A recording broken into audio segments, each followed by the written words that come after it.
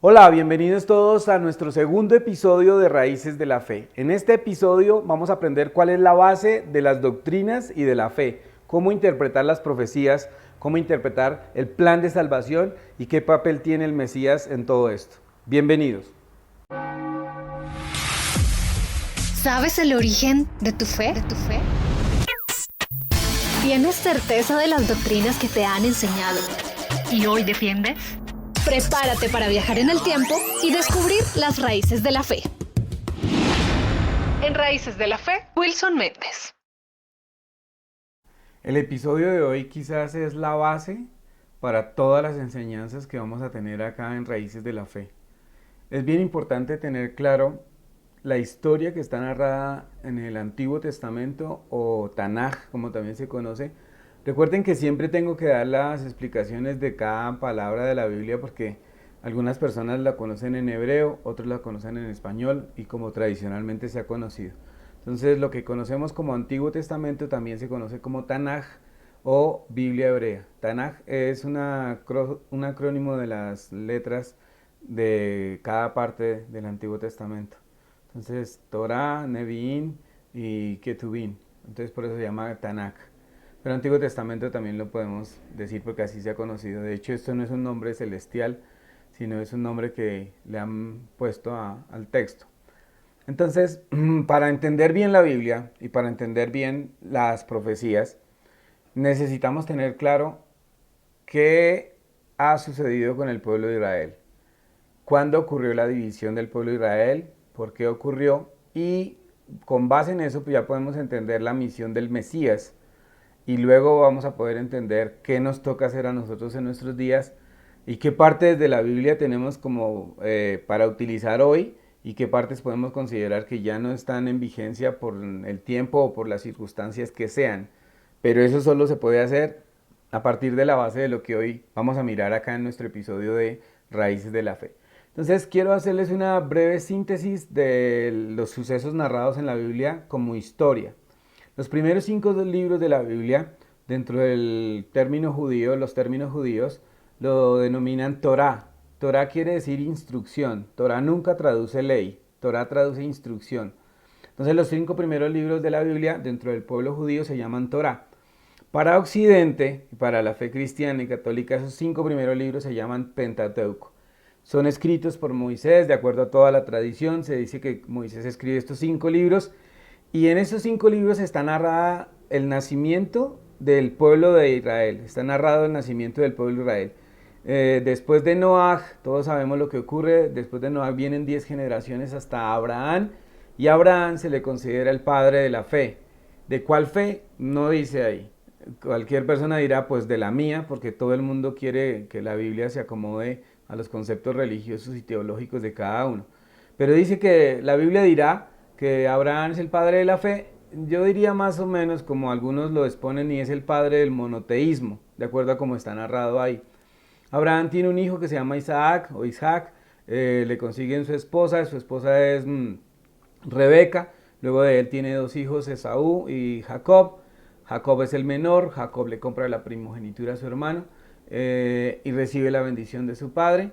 Entonces, cuando Jacob está huyendo, tiene una manifestación espiritual un tanto profética y es como una visión. Él pelea contra un ángel. Algunos dicen que es una visión, otros dicen que es en verdad ocurrió el hecho. Ahorita no es el motivo de discusión. Pero ahí el ángel o el ser contra el que él pelea le dice, tu nombre va a ser cambiado y tu nombre va a ser Israel. Entonces ahí nace Israel como persona, como personaje en la historia bíblica y en la historia del pueblo de Dios, Israel. ¿Por qué se va a llamar Israel y de dónde sale el nombre? Me gusta la interpretación que dan muchos porque en el nombre de Israel están todos los nombres de los patriarcas y de las matriarcas de Israel, ¿sí? De los que han dado origen al pueblo. Tanto en hebreo como en español uno lo puede ver y es que el nombre de Israel se compone de las primeras letras de los nombres de los patriarcas. La I es por Isaac, la S por Sara, la R es por Rebeca y por Raquel, la A por Abraham y la L por Lea, ¿sí? O sea, todos los patriarcas y matriarcas están ahí. Entonces es como si Dios le hubiera dicho a Jacob, te vamos a cambiar el nombre, ya no te vas a llamar más Jacob, sino te vas a llamar Israel, porque es como si hubiera comprimido todo el poder de todos ellos en el nombre. Entonces ahora Israel se va, huye de su hermano, consigue sus dos esposas más dos concubinas, de ellas va a tener 12 hijos y una hija. Y cuando ocurre lo de que José ha sido vendido por sus hermanos, llegó a Egipto, es el segundo en el reino egipcio. Ahora en los años de hambre él ha mandado traer a su familia, entonces viene la familia de Israel o de Jacob. De Israel vienen solo sus hijos y sus nietos y llegan y se establecen en Egipto, en la tierra de Gosén, y ahí van a transcurrir los años que dirá la Biblia que son 430 años. Tradicionalmente se habla de que fueron todos esos años esclavos ellos en Egipto, pero muchos historiadores, exégetas judíos principalmente, han dicho que son solo 210 años de esclavitud. El resto de los 430 años vivieron ellos en Egipto, multiplicándose, adquiriendo tierras, adquiriendo ganado, enriqueciéndose. Entonces, cuando empieza la narración del libro de Éxodo, dice que llegó un faraón que no se acordó de ellos y los empieza a oprimir. Entonces ahí es donde dice que se vuelven esclavos, serían 210 años de acuerdo a estas interpretaciones y a esos datos históricos. Dios levanta a Moisés, Moisés saca al pueblo de Egipto, las 10 plagas, pasan 40 años en el desierto, luego Moisés muere porque Dios le ha dicho a Moisés, tú no vas a entrar a la tierra prometida. Entonces, ¿quién va a entrar? Josué. Josué es el que va a dirigir. Entonces se muere Moisés, Josué pasa al mando y pasan el Jordán y llegan a Canaán, que va a ser la tierra prometida. Entonces empiezan los años de la conquista con Josué. La conquista se dice que duró 14 años. Después de 14 años reparten la tierra a cada tribu de Israel, porque ya no son los hijos de Israel, sino son las tribus de Israel. Dice la Biblia que salieron de Egipto 600,000 hombres, sin contar mujeres y niños. Entonces algunos calculan 2 millones de personas que van a llegar a Canaán. Entonces Josué, después de la conquista, de derrotar todas las ciudades, todos estos pueblos, bueno, algunos los dejó y la orden era que no dejara a nadie y eso le va a traer problemas más adelante. Pero él ya conquista la tierra y la fraccionan y por ahí usted encontrará división de la tierra de Israel por tribus. Y ahí está. Entonces muere Josué, entonces la nación de Israel ahora es un país, entra a ser gobernada por jueces. En realidad no son jueces como los jueces que nosotros conocemos hoy, son más bien caudillos, militares. Lo que pasa es que Israel empieza a entrar en una ambivalencia, en unos desniveles espirituales. Está bien con Dios y les empieza a ir súper bien. Luego empiezan a separarse, a irse tras ídolos, a desviarse de los mandamientos que les había dejado Moisés. Y entonces caen en una situación espiritual miserable. Vienen los otros pueblos y los invaden, les roban y otra vez les quitan. Entonces ellos se arrepienten, Dios levanta a un juez y vuelven arriba y vuelven abajo. O sea, eso es unos altibajos impresionantes. Israel tiene varios jueces. Ahí está Gedeón, ahí está Débora, está Gedeón que es uno de mis héroes bíblicos, es impresionante. Y ellos gobiernan cuando Israel está en peligro y se restablece su comunión con Dios, su conexión con Dios. Entonces Dios levanta a estos jueces y ellos gobiernan por tiempos. Llega un momento en que la tierra de Israel, todo el país completo, empiezan a ver que los otros pueblos que los invaden cada rato tienen reyes. Entonces ellos creen que el mejor gobierno que hay es el monárquico, porque ellos han sido gobernados siempre por la Torá, por los mandamientos, ¿sí? Por las instrucciones, que quiere decir la palabra Torá, quiere decir instrucciones.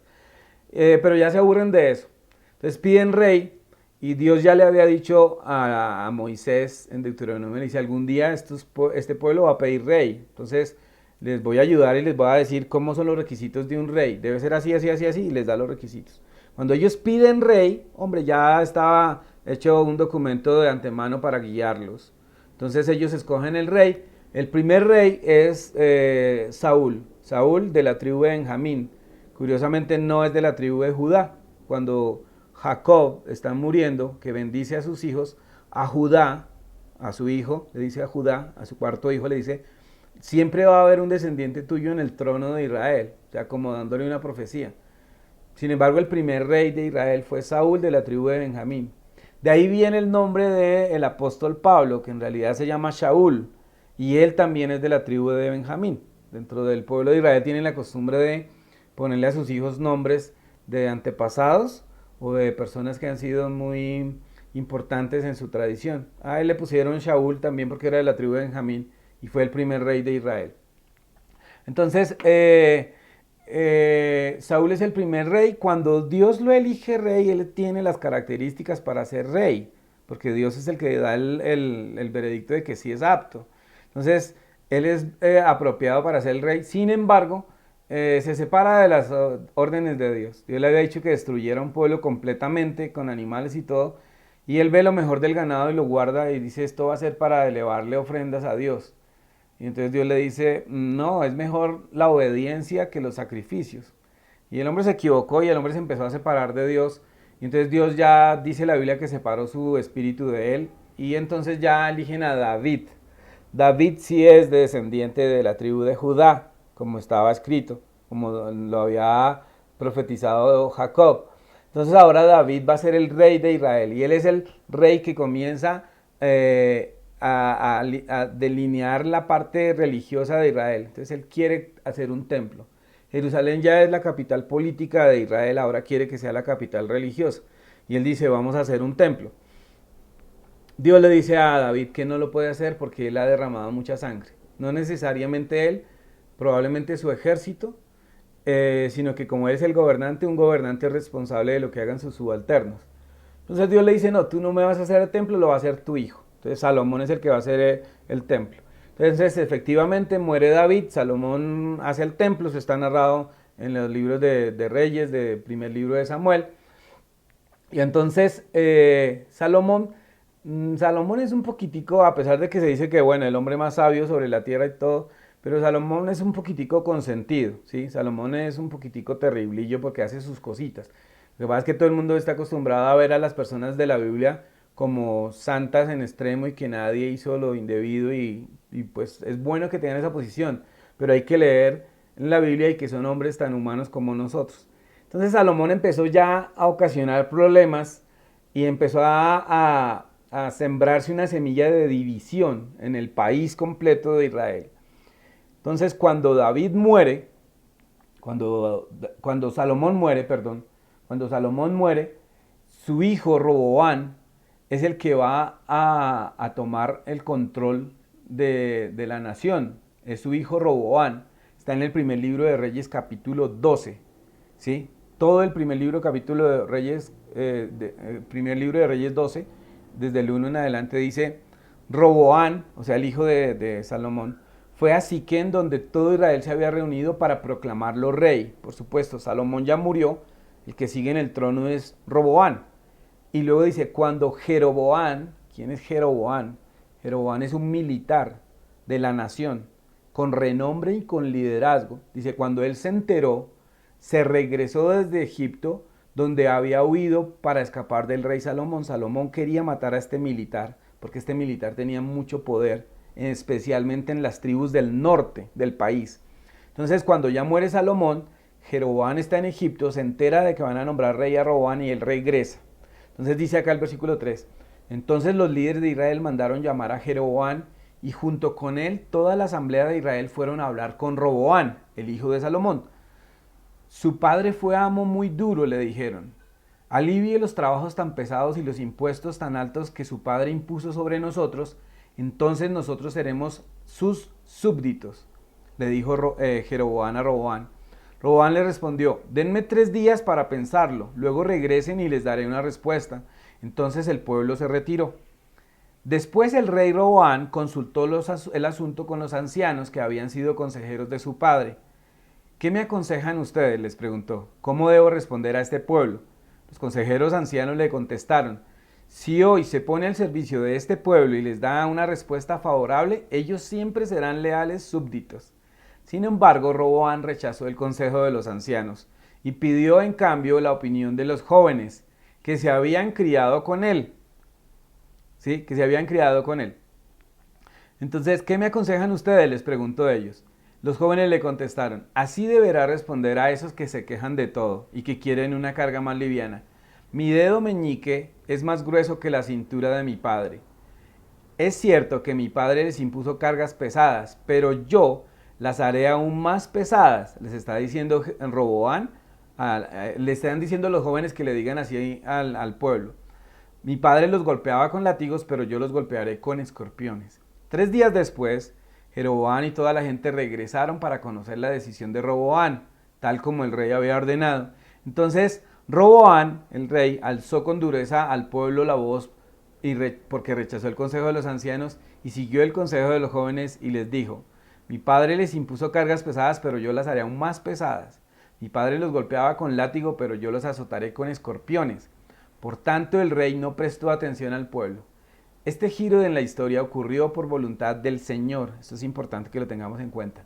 Ocurrió porque fue voluntad del Señor, porque cumplía el mensaje que el Señor le había dado a Jeroboam, hijo de Nabat, por medio del profeta Ahías.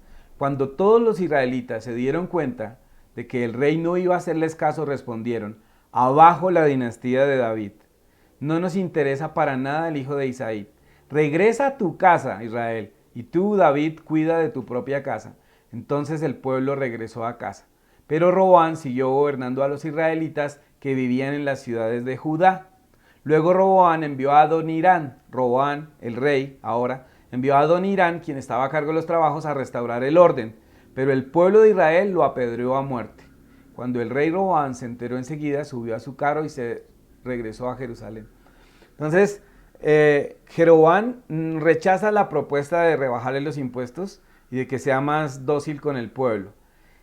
Y les dice que no va a ser así. Entonces, Jeroboam, el militar, se va con 10 tribus, son las 10 tribus del norte. La nación se divide acá y esto ocurre en el año 945 antes del Mesías. La nación ahora se divide en 2 naciones, Reino del Norte y Reino del Sur. También se va a llamar Casa de Israel y Casa de Judá, ¿sí? Así se va a llamar en el resto de la Biblia. ¿Por qué es tan importante esto? Porque cuando nosotros conocemos que hay ya 2 naciones y hay profetas que profetizaron solo para las 10 tribus del norte o solo para las 2 tribus del sur, entendemos que no todas las profecías se pueden aplicar como a nosotros nos venga en gana. Las profecías no se pueden aplicar a nuestro convenio, que es lo que hace la mayoría de gente. La mayoría de gente coge cualquier profecía y si eso cuadra con hechos actuales, dicen que es una profecía para nuestro tiempo. Y eso no es así, eso no se puede hacer. Eso es descontextualizar la Biblia. Entonces yo ya tengo que entender que hay profetas de los que están escritos en la Biblia que profetizaron solo para las 10 tribus del norte o la casa de Israel, o solo para las 2 tribus del sur o la casa de Judá. Pero yo no puedo tomar la Biblia como a mí me plazca y coger los versículos y así. Ahora, esto nos va a llevar a algo, a que en un momento cuando el Mesías ya nace, el Mesías hace una declaración. Cuando el ángel le habla a María, a Miriam, desde el punto de vista hebreo ella se llama Miriam, era su propio nombre de hecho. Cuando el ángel Gabriel le habla a Miriam, le dice, él salvará a su pueblo de sus pecados. Entonces cuando dice a su pueblo, no hay que cambiarle el significado al versículo. El versículo dice a su pueblo. ¿Y quién es su pueblo? Pues todo Israel. Pero resulta que en ese momento ya no está todo Israel cuando el Mesías nace. Porque en la historia vamos a ver que cuando se dividió casa de Israel en el norte, casa de Judá en el sur, nosotros vamos a ver que la narración bíblica nos va a contar en el segundo libro de Reyes, capítulo 17, versículos 5 al 7, dice: entonces el rey de Asiria invadió todo el territorio y sitió la ciudad de Samaria. Samaria está en la casa de Israel, durante 3 años. Finalmente, en el año 9 del reinado de Oseas, Samaria cayó y los israelitas fueron desterrados a Asiria. Entonces, la casa de Israel, en el año 722 antes del Mesías, fue llevada a Asiria y sacada de su territorio. Y ellos son la casa de Israel. Por eso el Mesías dijo: yo he venido a buscar las ovejas de la casa de Israel. Cuando dice yo he venido a buscar las ovejas de la casa de Israel, se está refiriendo a esas 10 tribus que fueron dispersas por Asiria. Ahora, entonces ya se nos empieza a dar una pregunta y es, ¿y entonces nosotros qué? ¿Nosotros qué tenemos que ver en esta historia? Casa de Israel. Y entonces acá tenemos que entender algo, y es que el sistema asirio para cautivar los pueblos era que se llevaban a la gente y la mezclaban. De hecho, acá dice, en el versículo 6 dice, finalmente Samaria cayó por los israelitas y fueron desterrados, donde se establecieron en colonias en la región de Halaj, en Gozán, junto a la ribera del río Abor y en las ciudades de los medos. Asiria capturaba a un pueblo, y lo primero que le hacía era imponerle sus deidades, porque la ley era, si tus dioses no te defendieron, mis dioses son más poderosos que los tuyos. Ahora, ¿por qué Dios no defendió a la casa de Israel? Porque si usted lee toda la historia de la casa de Israel, todos los reyes fueron corruptos y siempre fueron tras de la idolatría y todos los pecados de otros pueblos. Entonces ellos ya no tienen a Dios, a nuestro Padre Celestial, ya no es su Dios. Por eso Él no los protegió. Entonces ahora ellos van a ser llevados por los asirios y los van a distribuir en pueblos. La idea era que cuando esta gente era distribuida en pueblos, se mezclaran con otras familias y en la tercera o cuarta generación ellos ya se habían olvidado de quiénes eran y quiénes eran sus antepasados. Así era que Asiria manipulaba y gobernaba los pueblos que conquistaba. Eso ocurrió en el año 722 antes del Mesías. Entonces el Mesías dijo, yo vine a buscar las ovejas perdidas de la casa de Israel. Esas que se mezclaron con otros pueblos paganos, ¿sí? Que tienen descendientes que ellos no saben que vienen del pueblo de Israel. Y luego el Mesías dirá en otro versículo, yo vine primero a buscar las ovejas perdidas de la casa de Israel. Entonces, si yo vine primero, ¿a qué vino en segundo lugar? Pues ahí es donde da la apertura a todo el mundo, ¿sí? Porque dirá Juan 3:16 que Dios Todopoderoso amó al mundo, ¿sí? No dice a la casa de Israel, ni a la casa de Judá, dice al mundo, que ha dado a su Hijo, para que todo aquel que en Él cree no se pierda y tenga vida eterna. O sea, ya abrió las puertas para todo el mundo. Pero la misión del Mesías, en primer lugar, es la casa de Israel. Ténganlo ahí presente porque ahorita vamos a volver a tocar este tema. Eso ocurre en el año 722. La casa de Judá, las dos tribus de abajo, que son Judá y Benjamín, también empezaron a olvidarse de los mandamientos de Dios. Entonces, Dios manda a Jeremías a que les profetice. Por eso las profecías de Jeremías son enfocadas a la casa de Judá, que no les pase lo mismo que a la casa del norte o a la casa de Israel. Sin embargo, la casa de Judá no se arrepiente. Entonces, en el año 586, antes del Mesías, viene Babilonia, y eso está registrado también en el segundo libro de Reyes, en el capítulo 25. Ahí le encuentra usted toda la historia. El rey de Babilonia viene, en el versículo 26 dice que llegó Nabucodonosor, ya empezó y se los invadió y se los empezó a llevar. Hubo unas guerras ahí constante con ellos. Y se los llevan para Babilonia, hacen como 3 llevadas de gente. Otros judíos huyeron. Se llaman judíos porque son de la casa de Judá. Entonces se empiezan a llamar judíos ahí. Duran 70 años en ese cautiverio. Y luego Nabucodonosor era el rey de Babilonia, pero él fue derrotado por el rey Darío, ¿sí? Persa. Y luego Darío reemplazado por Ciro. El libro de Esdras, en el capítulo 1, usted encontrará que dice que Dios escogió a Ciro para que él fuera como el redentor de los judíos, de la casa de Judá, para que regresaran a reparar el templo y las murallas de Jerusalén. Lo encuentra en Esdras capítulo 1, para que usted lo lea. Entonces, empiezan a regresar la casa de Judá, que estaba cautiveria en Babilonia. Recuerde que la casa de Israel ya lleva más de 100 años disperso. Y a estos no les importó nada. Pero entonces los empiezan a dejar regresar. En ese cautiverio babilónico es que ocurre la narración del libro de Daniel, ¿sí? Cuando los llevan allí. Entonces este rey Ciro los deja regresar a reparar y a reconstruir el templo de Jerusalén. Entonces lo reconstruyen. Estos judíos que regresan de Babilonia empiezan a reestructurar su fe y muchos historiadores dicen que ahí es donde nace el judaísmo. Y que ahí es donde se les empieza a llamar judíos a todos. Vea, el término judío no es un término que Dios haya dado para su pueblo. Ese término fue un término que la gente les empezó a dar y ellos lo empezaron a asumir, ¿sí? Aquí viene una pregunta muy interesante y es, a la gente que sigue determinada religión, ¿les llamaron con ese nombre de esa religión o ellos se lo pusieron? Que ocurrirá en el libro de los Hechos cuando dice que los llamaron por primera vez cristianos. Pero nunca dice que ellos se llamaron así. Los de Antioquía llamaron a los seguidores del Mesías cristianos, pero porque así se hablaba en ese idioma, así se les decía a estos que eran cristianos como seguidores del Mesías. pero nunca dice que ellos se llamaron cristianos. Nunca habla, por ejemplo, de que el Mesías fundó una religión, cosa que no hizo. El Mesías nunca fundó una religión. Si usted dice entonces, ¿quién fundó el cristianismo? No fue el Mesías. Y eso lo puede usted leer en la Biblia y se va a dar cuenta que él no fundó ninguna religión. Él reestructuró un camino, que luego lo vamos a discutir y lo vamos a ver por evidencias. Porque él siguió asistiendo a su sinagoga, leyendo la Torá, guardando el día de reposo, que eso no... Y si él hubiera reestructurado y formado otra religión, lo primero que hace es cambiar de lugar de reunión y empieza a hacer las correctivos, pero él siguió yendo a la sinagoga, guardando el día de reposo. Claro, Lucas 4, 16, 17 dice que él iba a su día de reposo como era su costumbre. Pues claro, está dentro de los mandamientos.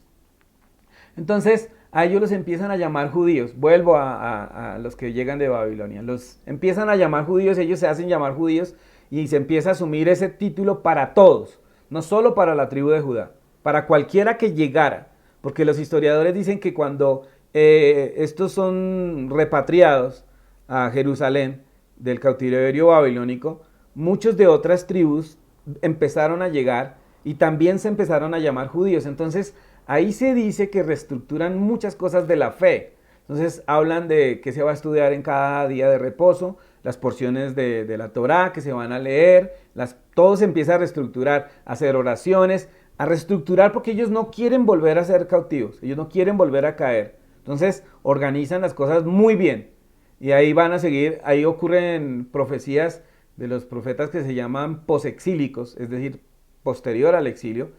Y la Biblia va a cerrar con Malaquías, es el último profeta que cierra.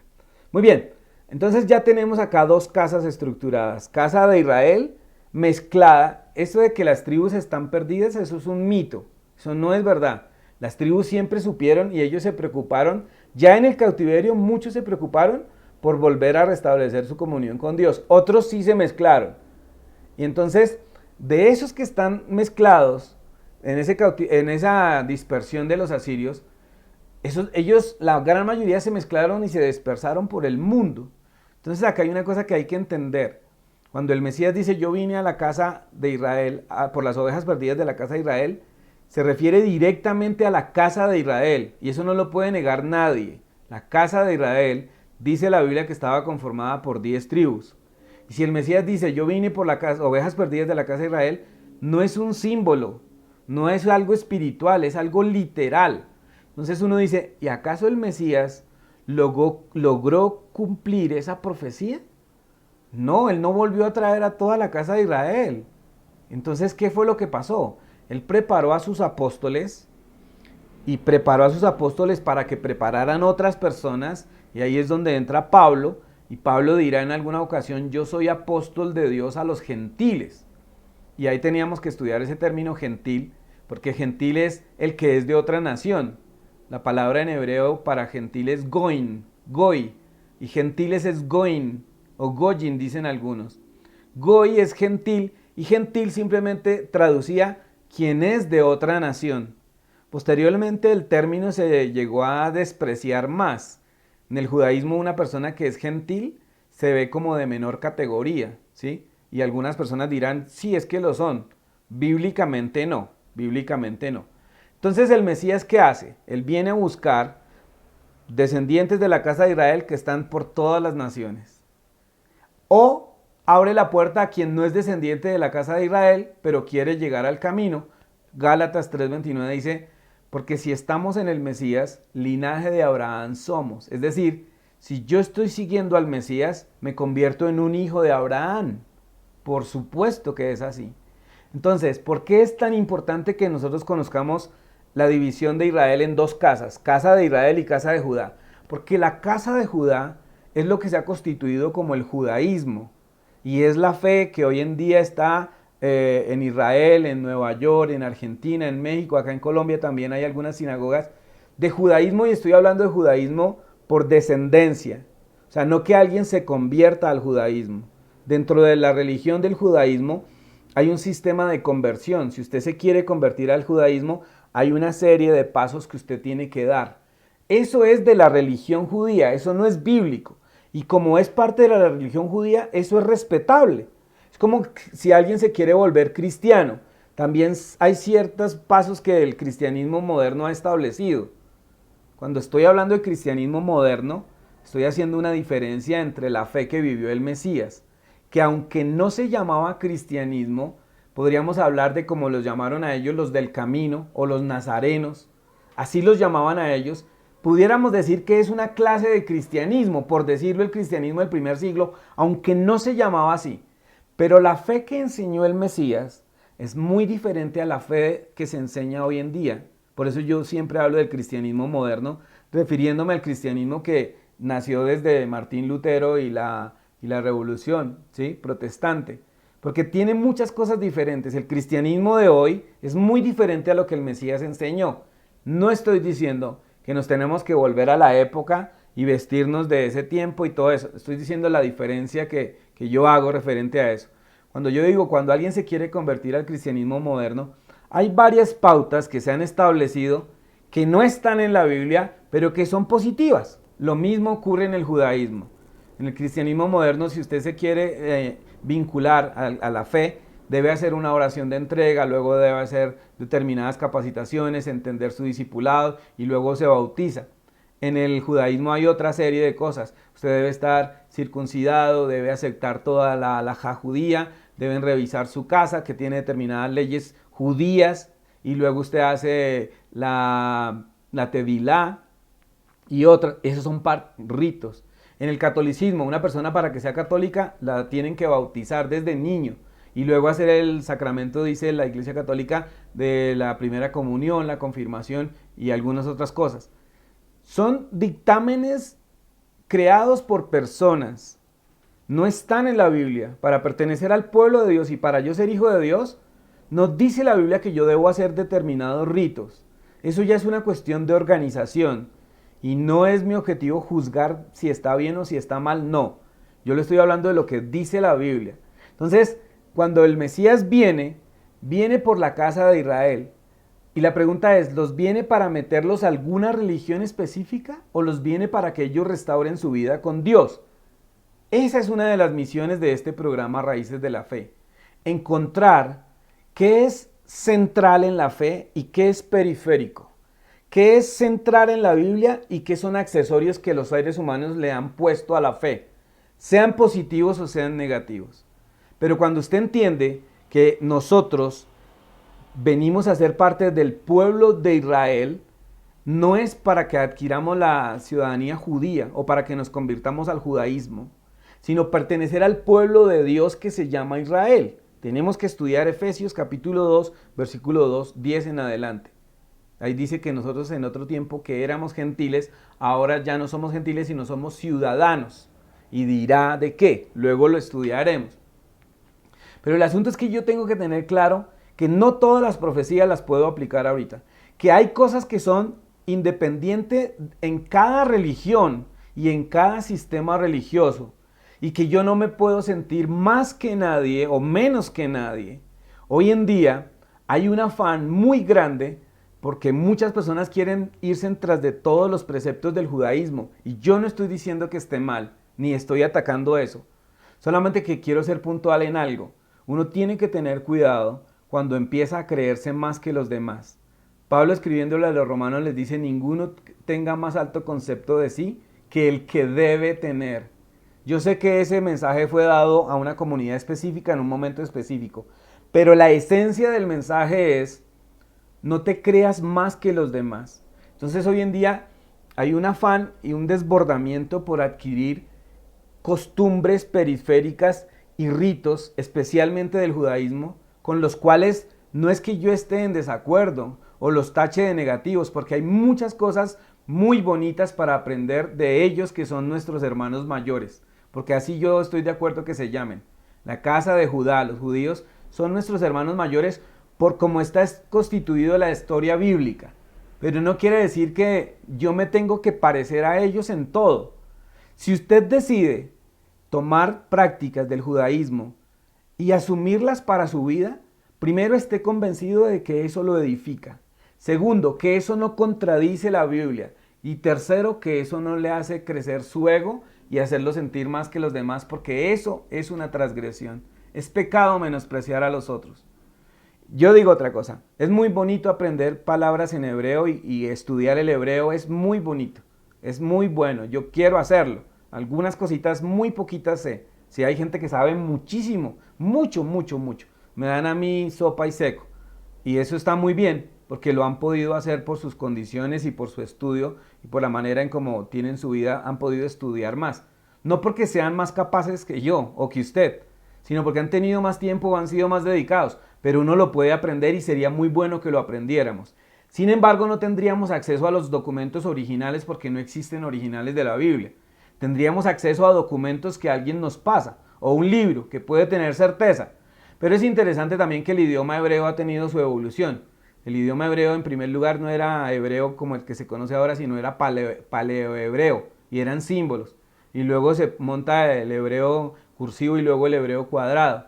Entonces ahí también pudo haber cosas interesantes que cambiaron.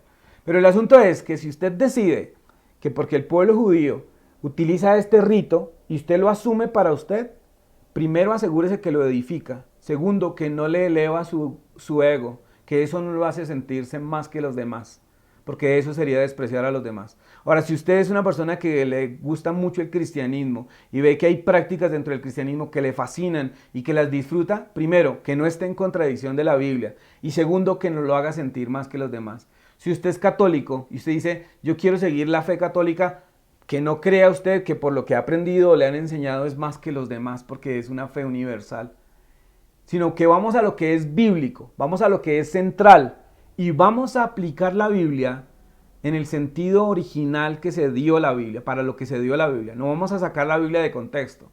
Aquí es donde nos vamos a enfrentar a cosas y a situaciones bien interesantes. Por ejemplo, el diezmo.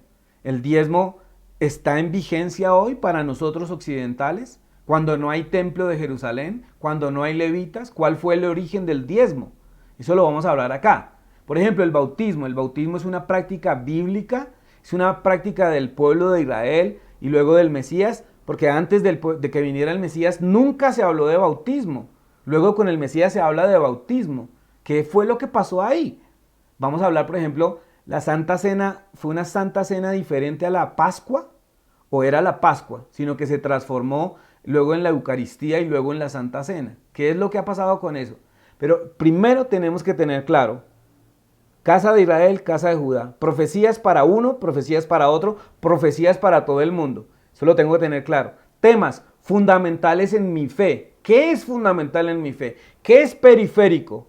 ¿Y qué tengo que tener yo cuidado de jamás despreciar a los hermanos? Vean, cuando un sistema de fe empieza a proclamar que son mejores que los demás y que sí tienen la revelación de Dios, ahí ya hay algo que está contaminado. Eso no es verdad. Así comienzan las sectas. Y eso es una secta. Cuando alguien cree que tiene la última palabra, cuando alguien cree que tiene la revelación del cielo y empieza a mirar a todo el mundo por debajo del hombro. Yo he escuchado, y no lo digo a manera de crítica, sino quizás a manera de reflexión para ustedes. Yo he escuchado, alguien me ha dejado escuchar, porque yo no soy dado a buscar videos en internet de cualquier persona.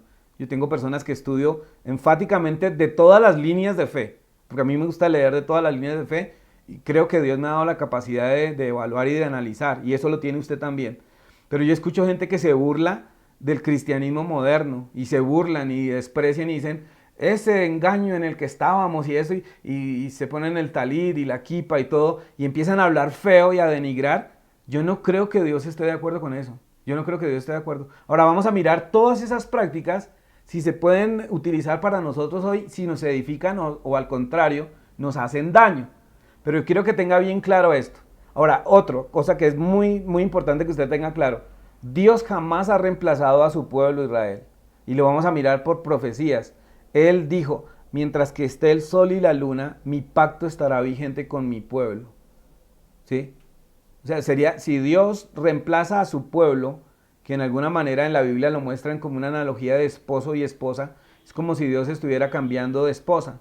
Y eso no va a estar, eso no está de acuerdo al plan de nuestro Dios. Él mismo estaría haciendo algo contra lo cual Él ha dicho que no iba a pasar. Mientras que haya cielo, sol y luna, yo tendré mi pacto vigente con Israel. Entonces, ¿por qué se ha dicho que la iglesia reemplaza a Israel? Vamos a mirarlo acá, en Raíces de la Fe. Pero hoy yo sí le quiero sintetizar. La nación de Israel, el pueblo que escogió Dios para traer un mensaje de salvación al mundo, se dividió en dos. Unos fueron dispersos por todo el mundo y se mezclaron, y otros fueron cautivos y luego regresaron, pero ellos han conservado la fe siempre, siempre. Que la casa de Judá no cree que nuestro Mesías, Yeshua o Jesús, como usted también lo conoce, sea el Mesías, es otro asunto, y acá lo vamos a evaluar. Pero ese es el plan que el eterno Dios tiene para todos nosotros. Llegamos al final de este segundo episodio de Raíces de la Fe. Si usted tiene alguna pregunta, escríbanos al correo electrónico raicesdelafe1@gmail.com. Si nos quiere escuchar en el podcast, estamos en Spotify como Raíces de la Fe y estamos en iVoox como Raíces de la Fe. ¿Sí? También puede encontrar nuestro video en nuestro fanpage de Raíces de la Fe en Facebook. Estamos en Instagram también, pero fundamentalmente si usted nos quiere escribir, sería fabuloso que nos escribiera. Si tiene alguna pregunta y la quiere enviar, envíela al correo electrónico. Si quiere hablar conmigo, lo podemos hacer. Usted se puede conectar por el inbox y me dice su número telefónico, lo podemos hablar por WhatsApp o lo podemos hablar personalmente si es necesario. Pero mi intención no es agredir la fe de nadie. Mi intención no es creerme más que nadie ni creer, al contrario. Lo hago porque si encuentro pensamientos que me hacen reflexionar, eso me enriquece. Pero si usted encuentra que algo de lo que yo digo no está de acuerdo a su interpretación de la Biblia, lo hablamos. Quizás tenga mucho usted que enseñarme y eso me agradaría mucho. Pero lo hablamos y lo hablamos sanamente. Yo no soy de pelear. Si usted me escribe en YouTube un comentario feo y me insulta, yo le doy me gusta. Pero yo no soy de pelear. Por conceptos religiosos yo no peleo. Sí me gustan las discusiones. Discusiones, hablar con diferentes puntos de vista y eso es súper genial. Cuando uno encuentra a alguien yo tengo amigos que tienen conceptos religiosos en algunas cosas diferentes a los míos. Y primero somos amigos. Y segundo podemos discutir con respeto y dejando inquietudes y pensando y evaluando. Vean, hay cosas que son centrales en nuestra fe y hay cosas que son periféricas. Y lo que es central es lo que verdaderamente deja ver quién es hijo de Dios. No qué religión tiene, sino quién es hijo de Dios. Y eso es lo más importante. Muchísimas gracias a todos por acompañarnos. Recuerden seguirnos, suscríbase al canal de YouTube, recomiéndelo a otra persona en los lugares donde están colgados los podcasts. Haga un comentario de nuestro programa, escriba en nuestro programa y también suscríbase en Spotify o en iVoox. ¿Sabes el origen de tu fe? ¿Tienes certeza de las doctrinas que te han enseñado y hoy defiendes? Prepárate para viajar en el tiempo y descubrir las raíces de la fe.